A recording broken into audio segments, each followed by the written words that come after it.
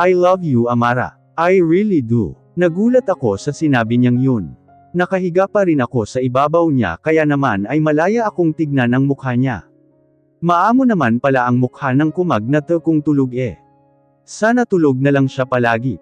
Akmang aalis na ako sa ibabaw niya nang bigla niya nilagay ang isang kamay niya sa likod ko para di ako tuluyang makatayo. Ano ba Franco, bitiwan mo ako, utos ko sa kanya. Kakasabi ko lang di ba, wag mo akong iwan, sagot nito sa akin sa mahinang boses. Hindi nga, dito lang ako. Kukuha lang ako ng bimpo, sagot ko sa kanya. Pagkatapos ko yung sabihin, ay inalis niya ang kamay niya na pumipigil sa akin, kaya naman agad akong tumango. Halos ilang minuto akong nagpigil ng hininga dun Pumasok na ako sa CR at agad na naglaba ng bimpo. Hay nako, itong lalaking talaga imbes na magpahinga ako, dadagdagan pa yung gagawin ko, bago ako bumalik ay naligo muna ako, dahil baka nangangamoy pawis na ako nakakahiya. Nagdala na rin ako ng maliit na palanggana, at nilagyan iyon ng tubig. Bumalik na ako sa kwarto at maingat na nilagay iyon sa bedside table. Tinignan ko naman ang natutulog na mukha ni Franco. Huhuberin ko ba siya? Napalunok naman ako nang maisip ko yun. Siya nga, malamang di ba nga pupunasan ko siya. My hands are trembling when I finally touch the hem of his shirt. Bamulong siya at gumalaw ng bahagya. Baliw, bakit ba siya bumubulong? Lasing na talaga tong lalaking Franco. Panasan kita, habarin mo tong damit mo, mahinang bulong ko sa kanya, at tinapik pa siya sa mukha. Tinaas niya lang ang kamay niya, kaya naman agad ko ding hinubad ang suot niyang damit. Oh, six-pack abs. Six-pack abs ang bumungad sa akin nang maubad ko ang damit niya. Parang nanunuyo ang lalamunan ko, dahil sa nakikita ko, kaya naman sinampal-sampal ko pa ang sarili ko. Ano ka ba Amara, nababaliw ka na din ba? Hindi naman ako lasing pero tila may tama din ako ngayon. Sobrang init ng nararamdaman ko, bakit ba ako nagkakaganito? Napailing ako dahil sa naiisip ko. Baka kaya ako nagkakaganito, dahil first time kong habaran ng isang lalaking di ko naman kano-ano. O baka naman dahil maganda lang talaga ang katawan niya. Aish, erase. Inabot ko na ang tuwalya at binasa ulit yun, bago pinyunas sa katawan niya. Una kong pinunasan ang mukha niya. Sino ba namang mag-aakala na napakahaba ng pilat mata ng lalaking Napakatanggos ng ilong at napakapula ng labi. Napakaganda din ng pagkakahugis ng panga niya. Napaka-unfair naman ata ni Lord, dahil napakagwapo ng lalaking Napatingin ako ulit sa labi niya. Yang mga labing yan ang nagnakaw ng first kiss ko. Pero bakit parang gusto ko siyang halikan ngayon? Baliw ka na Amara, tama na yan. Binasa ko ulit ang tuwalya at sunod na pinunasan ang katawan niya. This time ay hindi na ako tumitingin, habang nagpupunas sa katawan niya, dahil parang inaakit ako nito. Sa tuwing dadampi ang kamay ko sa katawan niya, ay para akong napapaso, almost perfect ang lalaking kung hindi lang sana siya antipatiko. Pinupunasan ko na ngayon ang abs niya. Ito ba yung sinasabi nilang pandesal? Dahil kung iyon nga, ay palaman na lang ang kulang ngayon. Nagulat ako nang bigla niyang hawakan ang kamay ko. Amara, stop it, utos niya habang nakapikit pa rin. Bakit? Tanong ko sa kanya na nauuto. I'm getting hot, sagot niya. Ano raw? Hoy, ang bastos mo Singhal ko sa kanya. Kaya nga tigilan mo na matulog na tayo, sabi niya sa malambing na boses. Hindi ka na lasing umuwi ka na kaya? Kinakabahang sabi ko sa kanya. My head hurts so bad Amara, osel nito. Ayan, inom-inom ka pa, weak ka naman pala. Dapat nagsama ka ng kaibigan para may maghahatid sa'yo, sermon ko sa kanya. Hindi na siya kumibo pero hinela niya ako, kaya napahiga din ako sa tabi niya. Ano ba, matulog ka na nga dyan, sabi ko sa kanya. Paano ako makakatulog ang ingay-ingay mo, gusto mo bang halikan kita? Banta nito sa akin. Hindi, doon ako matutulog sa kabilang kama, sagot ko sa kanya. No, let's sleep together, utos nito. Ano? Ayoko. Hindi ko natapos ang sasabihin ko, nang bigla niya akong halikan. Hindi gumagalaw ang labi niya, pero hinahalikan niya pa rin ako. After some seconds he finally let go of my lips. Tulala lang akong nakatingin sa dibdib niya. Did he just kiss me? I warned you Amara, pero madaldal ka talaga kaya nahalikan ka tuloy, mahinang usal nito. Amoy na amoy ko ang alak sa hininga niya, pero bakit mabango pa rin? Ganon ata talaga ang mayayaman. Wala pa akong nakitang mayaman na pangit at mabaho. Bigla niya na lang akong niyakap, at pinatong ang isang binti niya sa akin, dahilan para di ako makaalis. I'm really tired and drunk Amara, so please let's sleep okay? Hindi ako sumagot sa kanya, pero tumango lang ako. Hindi ko na kayang magsalita pa sa posisyon namin ngayon. Malamig naman pero tila inaapoy ako ng lagnat sa sobrang kaba, na nadarama ko ngayon. This is my first time sleeping with a man in an intimate position. At sino ba namang di kakabahan kung ganito o kagwapong lalaki ang makakatabi mo? Good night Amara, I love you. Ayan na naman siya sa pa-I love you niya eh. Mahuhulog na talaga ako sa'yo Franco, baka pati sarili ko ay hindi ko na mapigilan. Please wag ka namang ganyan, dahil masyado mo akong pinapaasa. 5 minutes na rin kaming nakahiga sa ganitong posisyon, at rinig na rinig ko na ang malalim na paghinga niya. Tulog ka na ba? Mahinang tanong ko sa kanya habang nasiksik ang ulo ko sa dibdib niya. Hindi siya sumagot kaya naisip ko na tulog na talaga siya. Lasing naman siya ngayon eh, at masakit rin ang ulo niya. I'm sure bukas na bukas ay wala siyang maalala sa sobrang kalasingan niya, kaya naman nagkaroon ako ng lakas ng loob na sagutin ang sinabi niya. Good night Franco, I'm starting to love you too, mahinang bulong ko sa kanya. Nagpigil pa ako ng hininga, dahil kinakabahan ako na baka gising siya at narinig niya yon. Ilang minuto ang dumaan ngunit hindi na siya sumagot, kaya naman nakahinga ako ng maluwag dahil kampante ako na tulog na talaga siya. Tonight I will let my guards down, and lower my walls for you Franco. Pagbibigyan ko ang sarili ko sa sandaling ito, pero bukas na bukas ay babalik na tayo sa normal. Sana bukas pag nawala na yang lasing mo, ay bumalik na rin ang galit at pagkamuhi mo sakin. In that way, hindi ako mahihirapang ilayo ang nararamdaman ko sa'yo. Yamakap ako pabalik kay Franco, at dinama ang tibok ng puso niya.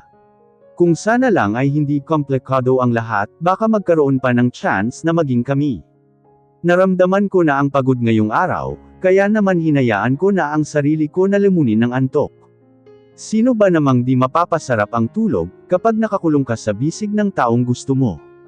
Ito lang ata ang kulungan na kahit kailan hindi ko nagugustuhin pang lumabas. Ramdam ko ang mainit na hininga malapit sa mukha ko. Ramdam ko rin mabigat na yakap mula sa katabi ko. Kaya naman inisip ko kung sino yung katabi ko kagabi. Si Franco. Teka, si Franco. Agad naman akong napabalikwas sa kama, nang maalala kong magkatabi nga pala kami kagabi. Agad kong chinek ang suot ko at salamat naman, dahil may suot akong damit. Tiningnan ko si Franco dahan-dahan ring gumising at napalunok ako, nang makita kong wala nga pala siyang suot na shirt. Ito ba yung tinatawag nilang breakfast in bed? Good morning mi amore, bati nito sa akin. Good morning mo mukha mo. Kanina ka pa ba gising? Tanong ko sa kanya. Honestly oo pero masyado kang maganda pagtulog, kaya di mo nakita ginising para mas ulit ko yung view, sagot nito at commendat pa. Palibas na napakaaga pa. Agad naman akong tumakbo papunta sa CR para mag-toothbrush, dahil baka mabaho ang hininga ko. Paglabas ko sa CR ay nakita ko siyang nakangiting nakatingin sa akin. Anong tingin yan ha? Kinakabahang tanong ko sa kanya. Wala akong t-shirt kagabi. Pinagsamantalahan mo ba ang kahinaan ko? Kinosenting tanong nito sa akin. Aba hoy, ang kapal ng mukha mo, hindi kita pinagsamantalahan ah. Pinunasan kita kagabi dahil amoy alak ka. Defensive na sagot ko sa kanya. Kung talagang amoy alak ako ba't ka nakayakap sa akin ha? Nakangiting tanong nito sa akin. Aba baka di mo alam sir bigla ka nalang nanghihila kagabi, at kinulong mo ko sa mga braso mo, sa tingin mo makakawala pa ako. Tanong ko sa kanya. Sus baka ginasto mo rin. Pang-asar nito sa akin. Ang aga-aga Franco ah. Baka masapak kita dyan. Tumayo ka na nga dyan at mag-ayos. Utos ko sa kanya. Tumawa lang siya at pumasok sa CR. Dali-dali naman akong kumuha ng tuwalya ko at damit. Plano kong makiligaw na lang sa kabilang kwarto. Ramona, pwede ba akong makiligaw doon sa kwarto niyo? Pakiusap ko kay Ramona nang makita ko siya paglabas ko. Bakit? Sira ba ang gripo sa kwarto niyo? Tanong nito. Oo pagsisinungaling ko. O sige pwede naman. Nagpasalamat lang ako sa kanya at pumasok sa kwarto nila. Nagmadali lang ako sa pagligo, at pagkatapos ay bumalik na ako sa kwarto, at kita ko naman si Franco na nakapagbihis na. Hindi ka pa ba aalis? Tanong ko sa kanya. Pinagtatabuyan mo ba ako? Tanong nito sa akin. Hindi naman pero kasi may trabaho pa ako, nahihiyang usal ko sa kanya. Let's eat breakfast muna, I'll treat you, usal nito. Naku wag na, dito na ako kakain sa bar. Nagpa-part-time din kasi ako dito kaya libre ang kain ko, paliwanag ko sa kanya. Di sabay na lang tayong mag-breakfast dito, suhestyon niya. Hindi na ako kumontra sa kanya, dahil alam kong hahabol lang ang usapan namin kung tatanggi pa ako, tara na nga. Inirapan ko siya bago ako tumalikod, at ramdam ko naman sumunod siya sa akin. Pagbukas ko ng pinto, ay sakto namang papunta si Mia sa kwarto niya, kaya naman gulat na gulat siya, at panangdilatan niya pa ako ng mata, nang makita niyang sabay kami ni Franco na lumabas ng kwarto. It's not what you think, sabi ko sa kanya nang matigilan siya. Isusumbong kita kay Madam. Banta nito sa akin. Si Madam Villa ang nagpatuloy sa kanya dito, sagot ko naman. Hindi ko na inantay pang magsalita si Mia, dahil hahanap na naman yun ng rason para mag-away kami, kaya minabuti ko na lang umiwas, dahil sirang-sira na ang araw ko. Gising ka na pala iho, kamusta ang tulog mo? Bati ni Madam Villa nang makita niya si Franco. Good morning ho, masarap naman ho ang naging tulog ko, sagot ni Franco na para bang may ibang pinapahiwatig. Mabuti naman yun. Huwag ka na ulit maglasing iho dahil nakakatakot ka. Sinabi mo sa akin kagabi na ipapasara mo tong bar namin, kapag di ka puntahan ni Amara, natatawang usal sa kanya ni Madam. Well I'm not kidding about it. Seryoso ako dun, sagot naman niya. Kaya natigilan si Madam. Itong lalaking talaga di marunong makisama. Hindi ata siya aware na amo ko yung kausap niya. Huwag mo na siyang pakinggan Madam dahil may hangover pa ata siya. O-order na lang po kami ng breakfast meal for two, nahihiyang usal ko kay Madam. Sige ipapaserve ko na lang Amara, umupo muna kayo dun. Hinela ko naman agad si Franco papunta sa bakanteng table. Konti pa lang ang customers dahil maaga pa naman. Ano ka ba? Amo ko yung kausap mo kanina. Sabi ko sa kanya. So what? Seryoso talaga ako kanina, sagot nito sa akin. Huwag kang ang ganyan, mabait sa akin ang amo ko. He just smirked at me, at some andal sa upuan. You're really innocent Amara. Malamang mabait yung amo mo, dahil marami kang nabibigay na pera sa kanya. Inirapan ko lang siya at di na sumagot, dahil dumating na yung in-order namin. I'm going home now, palam nito sa akin. Oo at wag na wag ka nang bumalik dito, sagot ko sa kanya, don't show me that attitude. Mas nagugustuhan ko lang bumalik dito, sabi niya at commendat pa. Napupuno na talaga ako sa lalaking yun. Masyadong matigas ang ulo. Friend ano yung nabalitaan kung may lalaking natulog daw kagabi sa kwarto natin? Tanong ni Jackie. Umaga na siya bumalik dito sa bar, at nandito kami ngayon nagpupunas ng mga mesa. Oo si Franco, lasing na lasing yung makong na yun kagabi, kaya dito na siya nakatulog, sagot ko sa kanya. OMG magkatabi ba kayong natulog kagabi? Kinabahan naman ako sa tanong niyang yun. Masyado akong guilty dahil totoo naman. Oo pero it's not what you think, I answered honestly. Sus kaya mo bang tiisin yung ganun kagwapo na lalaki? Tanong nito sa akin.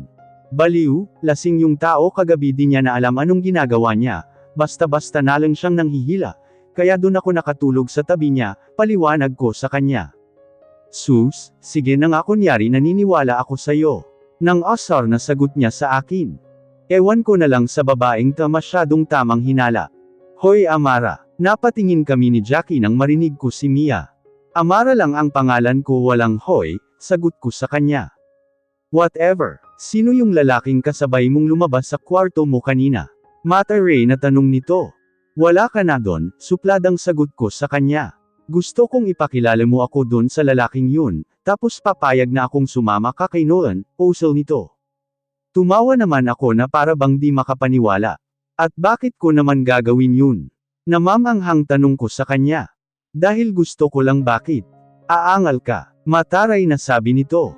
Mia, alam mo namang di ako natatakot sa'yo, di ba? At bakit naman kita susundin? Sino ka ba para utusan ako, hindi naman ikaw ang nagpapasweldo sa akin? Masungit na sagot ko sa kanya.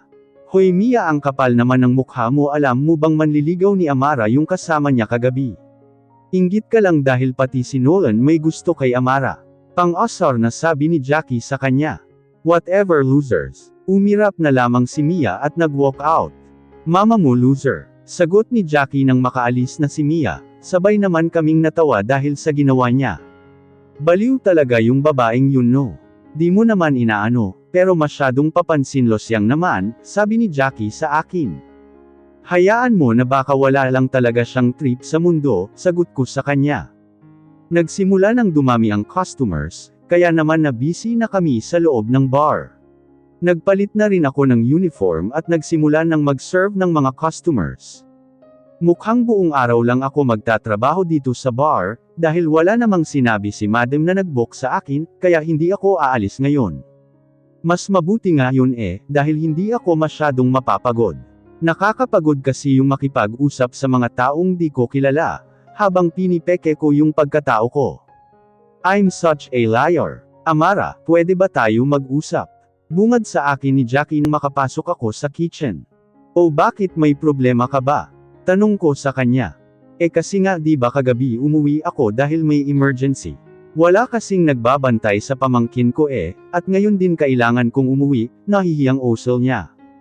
O tapos, anong maitutulong ko sa'yo? Tanong ko sa kanya. May nag-book kasi sakin ngayon. Din-date lang daw, baka pwedeng ikaw na lang muna ang proxy, please Amara. Pakiusap nito. Okay lang daw ba, sabi ni Madam? Tanong ko sa kanya. Oo, siya pa nga nagsabi na ikaw daw ang pakiusapan ko, dahil wala naman daw nag-book sa'yo ngayon, sagot nito. O sige, walang problema, anong oras ba? At sino ang pangalan ng kliyente? Tanong ko sa kanya. Hindi naman siya sumagot agad at parang nag-iisip pa. Mamayang 6:00 daw, at Juno yung pangalan ng kliyente. Oo, tama, Juno nga, sagot niya na parang kinakabahan pa. Hindi ko na lang pinansin yun, although parang weird ngayon si Jackie. O sige, walang problema, ingat ka ngayon pauwi, sabi ko sa kanya at tinapik pa siya sa balikat. 4:00 pa naman ng hapon ngayon, kaya may 1 oras pa ako sa trabaho. Bumalik na ako sa pagse-serve ng mga customers. Ganun pa din ang routine ko, at pabalik-balik lang sa loob ng bar. Pagpatak ng 5:00 ay nagpaalam na ako kay Madam Villa. Na mag-aayos na ako, dahil 6:00 daw ako sa sunduan ng kliyente ni Jackie. Madam, out na po ako, kailangan ko pa mag-ayos paalam ko sa kanya. O sige Amara, mag-iingat ka pasensya ka na talaga, ikaw pa tuloy yung sasalo kay Jackie. Wala pong problema, wala din namang nag-book sa akin ngayon Nagpaalam na ako sa kanya, at dumiretso na sa kwarto ko. Naligo lang ako and decided to wear a pencil dress tonight. Dinner date lang naman daw, kaya hindi ako nag-apply ng heavy makeup sa mukha. Tinignan ko ang sarili ko sa salamin. Napaka-light at natural ng makeup ko ngayon, inosenteng tignan. Nagsuot lang ako ng beige heels at isang mini purse. Nag-ayos lang ako ng buhok at lumabas na sa kwarto ko. Amara, andyan na pala yung sundo mo, sabi sakin ni Madam nang magkasalubong kami. Sige po, alis na po ako. Nagpaalam na ako sa kanya, at agad na lumabas sa bar.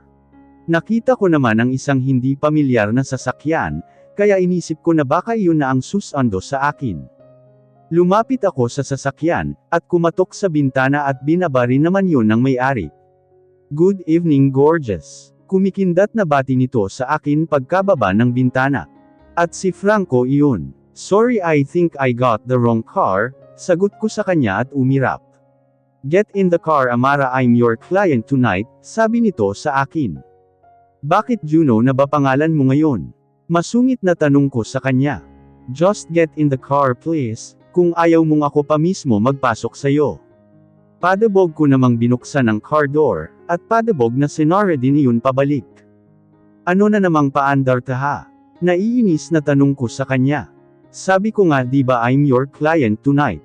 Nakangiti niya pang sabi sa akin. Please, iba ang kliyente ko ngayon, Kaya palabasin mo na ako, baka inaantay na ako ni Juno, sagot ko sa kanya. Well Amara, ako nga si Juno.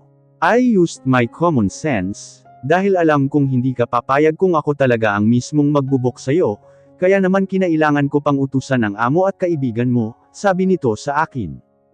At talagang naghanap ka pa ng kakampi ah. Tama ka, hindi talaga ako sasama sa'yo kaya bababa na ako. Bubuksan ko na sana ang pinto ng sasakyan, nang makita kong nakalock pala yun. Sorry not sorry pero di ka makakalabas ngayon. Inis na tumingin ako sa kanya, at natatawa naman siya habang nagsisimula ng magmaneho. Kidnapping na taa, sigaw ko sa kanya. Ano ka bata? Tanong nito sa akin. Ano na naman bang plano mo ha Franco? Tanong ko rito sa kanya, at padabog na sumandal sa car seat. Give 1 week to make you fall for me Amara. 1 linggo lang ang hihingin ko sa'yo. Nagulat naman ako sa sinabi niya. Ano bang pinagsasabi ng lalaking ta? Lasing pa ba ta hanggang ngayon? Anong sabi mo? I said give me 1 week to make you fall for me. Pinaalam na kita doon sa amo mo, sagot nito. Nababaliw ka na ba talaga ha? I'm sorry I had no choice dahil alam kong di ka naman sasama sa akin ng kusa paumanhin ito. Aba talaga lang hindi talaga ako sasama sa'yo. Singhal ko sa kanya. That's why I came up with this idea Amara. Just give me a week. At pagkatapos nun ay ibabalik na kita, safe and sound just please trust me okay? Trust mo mukha mo. Nahihibang na ata tong lalaking ta. Paano ko na lang sasabihin kina nanay na di ako makakauwi sa weekend? Sakit sa ulo talaga tong lalaking ta. At ano namang sasabihin ko sa mga magulang ko na di ako makakauwi ha?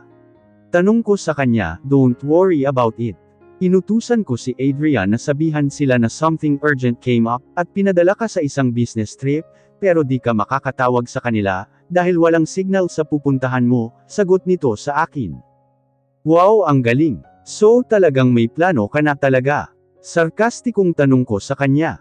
Of course. I'm a wise man you know. Nunukan talaga ng confident at kakapalan ng mukha ang lalaking ta. Wala ka talagang respeto, basta-basta mo na lang ako kinidnap ni wala nga akong damit maski isa. Don't worry about it Amara, may inutusan na akong bumili ng mga gamit mo. Magkano ba yung binigay mo sa madam ko, at napapayag mo siya ha? Alam mo bang pinakaiingatan ako ng baklang yun? Tanong ko sa kanya. I gave him 1 million to let you stay with me for a week, sagot niya. Ano? 1 milyon? May sira ka na talaga sa utak Franco. Di makapaniwalang sabi ko sa kanya. Matagal na Amara. The moment I saw you I knew I've been crazy. Napailing na lang ako sa mga sinasabi niya. Sana naman bumalik na sa normal ang pag-iisip ng lalaking ta. Sino ba namang show nga ang magbabayad ng 1 milyon, para lang sa isang babaeng kagaya ko na may maduming trabaho? Hindi ko na siya kinibo at sumandal na lang sa bintana, habang tumitingin sa daan. Hindi ko alam kung ano tong dinadaanan namin, at alam ko namang dadalhin niya ako sa lugar na hindi ko kabisado. Takot ba siyang takasan ko siya? Well siguro dapat siyang matakot, dahil may plano naman talaga akong tumakas. Napaisip na naman ako sa sinabi niya kanina. Just give me a week to make you fall for me, utut niya, nababaliw na talaga tong lalaking ta. Anong tingin niya sa akin? Marupok. Ha? Oo gusto ko siya pero hindi ako ganon kadaling bumigay no. Tapos ano? Pagkatapos ng 1 linggo iiwanan niya na ako. We're here, osel niya at hininto ang sasakyan. Inabot rin kami ng 1 oras sa pagbiyahe, hanggang sa napunta kami dito sa isang beach house. Sayo bata? Tanong ko sa kanya, kahit na alam ko namang obvious yun. Yeah, it was a gift nung birthday ko. Hanep talaga kapag mayayaman, pati beach house pang regalo lang pag may birthday tapos yung binigay ko sa kanya mumurahing dog tag, nakakahiya. Dito mo ba dinadala ang mga babae mo? Tanong ko sa kanya. Wala naman akong babae at isa pa first time ko ring makapunta rito, sagot niya. He got the key from his pocket, at pumasok na rin kami agad sa loob. Napakagandang beach house naman ito, modern design kasi ang interior at exterior. Pangarap ko din magkaroon ng ganitong bahay sa future. Wala ka bang mga maid dito? Caretaker. Tanong ko sa kanya nang mapansin kong wala kaming ibang kasama. Actually meron pero pinauwi ko na sila pagkatapos nilang ayusin ang lahat ng pinapaayos ko, sagot niya, bakit? Anong bakit? Naguguluhang tanong nito. Bakit mo sila pinauwi? Kinakabahang tanong ko sa kanya. Well of course I want to spend this time with you alone. Napalunok ako sa sinabi niya. Ano bang binabalak nitong lalaking ta? Sa sobrang kaba ko, ay agad ko namang tinakpan ang katawan ko, kahit na may damit naman ako. Napansin niya ata ang ginawa ko. Kaya naman natawa siya sa akin. It's not like what you think Amara. I still respect you and I won't take any advantage. Just trust me okay. Hindi na ako sumagot sa kanya, at pumasok na lang sa bahay niya, at hinubad ang suot niyang heels. Let's eat dinner first. Sabi ko naman di ba dinner date tung pupuntahan mo? Nagpaluto na ako ng foods, sabi niya. Sumunod lang ako sa kanya sa dining area, at natakam naman ako agad dahil sa dami ng pagkain. Akala ko ba dinner date? Bakit parang fiesta naman ata tung pinuntahan natin? Tanong ko sa kanya. Napakaraming nakahaing Filipino food sa mesa. You're really funny Amara. Sinadya kong magpaluto ng madami, dahil hindi ko naman alam anong paborito mo eh. He said at napakamot pa sa ulo niya. Kumakain naman ako kahit ano eh. Anong gagawin mo dyan sa sobrang pagkain? Alam mo bang madaming tao ang nagugutom? Sabi ko sa kanya. Don't worry di naman itatapon yan eh. May mga pamilya yung maids at caretaker ko dito, kaya ipapabigay ko na lang sa kanila. Nagsimula na kaming kumain nang may naalala pala akong tanong sa kanya. Anong oras mo ba akong iuuwi mamaya? Tanong ko sa kanya. Anong iuuwi? I told you you'll stay here for a week Amara. Iuuwi lang kita pagkatapos ng isang linggo, he said at nagpatuloy lang sa pagkain. Napaubo naman ako dun, kaya dali-dali akong uminom ng tubig. Seryoso ka ba talaga dun? Akala ko nagbibiro ka lang. Seryoso nga talaga siya dun sa sinabi niya kanina. Huhuho, Lord help me. I'm serious about it Amara. At hindi ako makakapayag na hindi ako magtagumpay. I won't let this weekend na hindi ka pa nai-inlove sa akin. Dama ko ang pagiging seryoso niya, habang sinabi ang mga katagang yun.